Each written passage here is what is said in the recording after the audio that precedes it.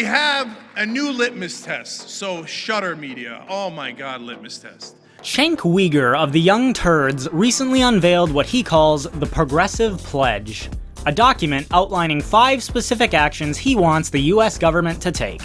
According to Cenk, any politician unwilling to sign this pledge just isn't progressive enough for him.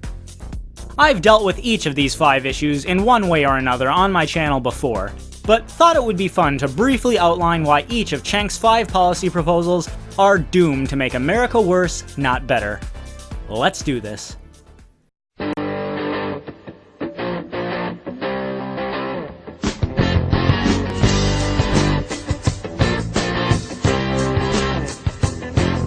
It's not too much to ask for. So what is it? Let me unveil it for you guys. So number 1 in our progressive economic pledge is higher wages. No, we're not doing great. 40 goddamn years of stagnant wages. So what do we want? $15 minimum wage. The number 1 reason you don't have higher wages is because they bought all of Congress. So we're going to demand that they actually represent us. Make those greedy business owners pay you a living wage! Yada yada yada. As I recently pointed out in my video, Minimum Wage and the Handicapped Worker, apart from common perception, minimum wage laws do not force employers to pay their employees more. They simply outlaw employment at wages below the prescribed level. Therefore, whenever you hear Cenk or anyone else say we need a $15 minimum wage, what they're really saying is, if you currently work a job for less than $15 an hour, you'd be better off having no job at all. As David Newmark and William Washer concluded in their 2007 paper, more than 100 studies conducted on minimum wage laws overwhelmingly confirm that raising the minimum wage does not lead to overall higher wages, but rather to greater unemployment, especially for uneducated, unskilled laborers, the very people who are supposed to benefit the most. Further, the point that's always lost in discussions about what constitutes a living wage is that what's really important is not the nominal wages a person is receiving, but rather the real purchasing power of those wages. Politicians often brag about how wages have gone up during their tenure, but ignore the fact that prices have also risen at a proportional or higher rate, leaving no one better off than when wages were nominally lower. If you want the standard of living to rise, the answer isn't demanding that businesses pay their employees more. It's to make the goods and services that everyone wants and needs cheaper. But doing this requires finding more cost-effective ways to produce those goods and services. If you raise the amount of money that businesses are required to pay their workers, you've artificially increased their costs, guaranteeing they will have to charge more for their goods and services, not less. Simply put, once one understands basic economics, it becomes evident that raising the minimum wage cannot even in principle do anything but make it more difficult for low-skilled, uneducated workers to have a job and make a living. Plank number 2, Medicare for all. Not Medicare for America, not Medicare for some, not Medicare for me but not for you, not public option. No, we didn't stutter. Medicare for all. If you're not for Medicare for all, you're not on our team. And you're not a progressive. Healthcare is a right. Except it isn't. Healthcare is a service covering a broad stretch of particular disciplines that require the time and labor of professionals, as well as the scarce resources of medicine and medical equipment. The government declaring that healthcare is a right isn't any more meaningful than declaring that beachfront mansions are a right or that Italian sports cars are a right. Declaring it to be so doesn't change the fact that there is a limited supply that cannot possibly satisfy the desires of all people at all times. If healthcare is left to the free market, then the prices of appointments, treatments, and procedures act as a signal of demand, and encourage the proper allocation of resources to those procedures and locations that need it most urgently. However, when healthcare becomes apparently free by government covering the expenses, demand becomes essentially limitless, and without prices to incentivize changes in behavior, the government is forced to resort to rationing, which is why ridiculously long wait times are the rule rather than the exception in countries with single-payer healthcare. And before anyone tries to make the claim that the life expectancy of people in countries with single-payer healthcare is the longest, try and show me how that is necessarily the result of single-payer healthcare. Shouldn't you be a little more concerned about the fact that survival rates for the most serious medical conditions among us are much lower in countries with universal healthcare? Green New Deal. Number 3, Green New Deal. Two things, okay? Two fundamental parts of the Green New Deal. One is we are going to get off of fossil fuels in 10 years. And second part is we are going to create millions of jobs rebuilding the energy infrastructure of this country.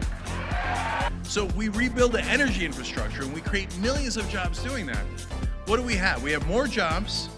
We've got a brand new infrastructure that is going to serve us for decades going forward, and we save the planet. It's a win-win! I'll refer everyone to my video, AOC's Vision of the Future, but the Green New Deal is a half-baked farce. Even if I grant every leftist talking point about the reality of climate change and the end coming in 12 years, it wouldn't change the fact that the solutions they've proposed will only cripple the economy without even putting a dent in the problem. The only feasible way to lower carbon emissions is to develop cost-effective alternatives for the machines we currently use. However, if that's what you want, it's going to take innovation, and innovation correlates with less government intervention, not more. Never mind the fact that not a single senator, Democrat or Republican, voted in favor of the Green New Deal when it was put before the Senate. The whole plan reads like something out of a fairy tale, where AOC waves her magic wand and suddenly all gas-powered cars turn into unicorns that run on sunshine. Number 4, college for all. That, you know what that is? That's the American dream. And so the American dream is not supposed to be for the wealthy elite. It's supposed to be for all of us. It's supposed to be for your kids. How many of you have ever gone to a job interview and bragged about the fact that you have a high school diploma? I'm guessing very few of you. Why? Because since the government guarantees that everyone can get a high school diploma through government-funded public education, they don't mean squat to employers. Just think. At least one of the incentives for going to college is to develop specialized skills that not everyone has, thereby setting yourself apart amongst your peers. If an employer is considering you amongst a wide pool of applicants for a certain position, having a college degree in a relevant field would potentially set you apart from applicants that don't. However, once college is free and guaranteed, much like your high school diploma, your college degree is going to mean significantly less. Further, much as with Medicare for all, making something free will infinitely increase demand, guaranteeing that the cost of education will skyrocket, requiring ever-increasing taxes or government printing money to fund its deficits. Number 5, end the corruption. So it is a very specific request. It is an amendment to end the private financing of elections. It's pure logic. If private interests finance the politicians, they are going to work for private interests. If we have public financing of elections, they might work for the public interest. What exactly is it that causes corruption in the first place? Is it certain people having money? Or do certain people with money only behave the way that they do because certain other people have power? It's important to note that when someone like Cenk talks about corruption, he means government officials acting in their own interests instead of in the interests of the people as a whole. For example, a politician putting the interests of wealthy donors first because those donors funded their campaign. Cenk thinks that this can be alleviated by instituting publicly funded elections. But where would this take us? If elections are publicly funded, it would mean that American citizens would be effectively required to donate money to candidates and political parties, even if they staunchly disagreed with those candidates, and it would also prevent them from voluntarily donating to those candidates with whom they agreed. Further, if 100 people all want to run for office, who gets to decide how many of them can, and how big the budget of each of them will be? That's right, the incumbent politicians would make those decisions. Do you really think that incumbent politicians with a direct interest in being re-elected could be trusted to ensure that every one of their challengers received an equal and fair campaign budget? People always act in their own self-interest. So long as the government has the perceived legitimacy to use force against others and stop otherwise voluntary transactions, it is impossible to stop corruption. No matter what laws you pass, no matter how you fund elections, politicians will use their power to benefit themselves, not the people who elected them. And there will always be ways to bypass the laws that supposedly prevent them from doing so.